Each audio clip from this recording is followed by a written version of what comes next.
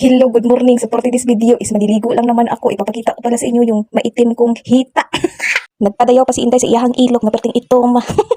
Hoy, pumikit kayo, baka makita niyo yung itim na jablo. Habang nagbababad ako ng sabon is naisipan ko na tinduan ang aming electric fan kasi 10 years na ito oy, nawala pa nalinisan. Unsa man dayo oy.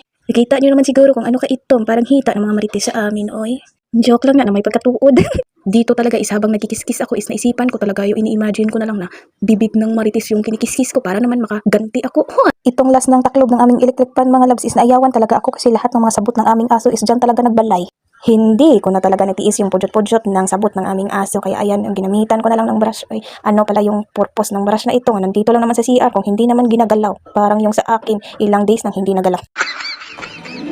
Mga loves, kahapon pa pala tong video ko pero ngayon ko lang naisipan na i-voice over kaya ngayon lang man ako napisanan.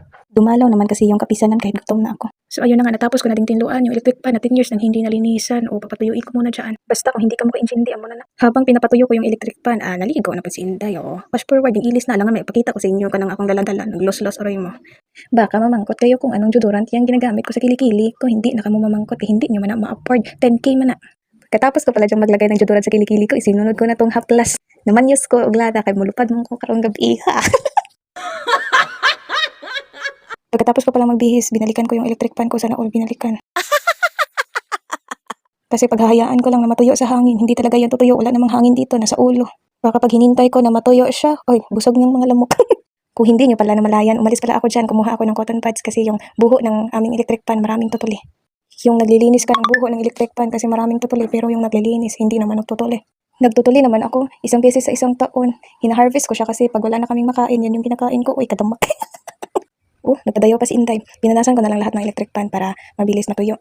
Di tulad yung sa akin, basang-basa na. Kasi full tank na. May i-share ako sa inyo. Yung aking ilok is masakit siya kasi kagabi nagpawaks ako sa partner ko para talagang may galit sa akin. Parang nabugbog yung ilok ko talaga. Nilinisan ko talaga ng todo-todo yung bongga-bongga talaga na paglilinis yung aming electric fan. Kasi 10 years, 20 years na na hindi naman na siya matinloan. Kay mabisi naman ko sa paghimo reels kag video-video, hindi na mahimo og paninlo.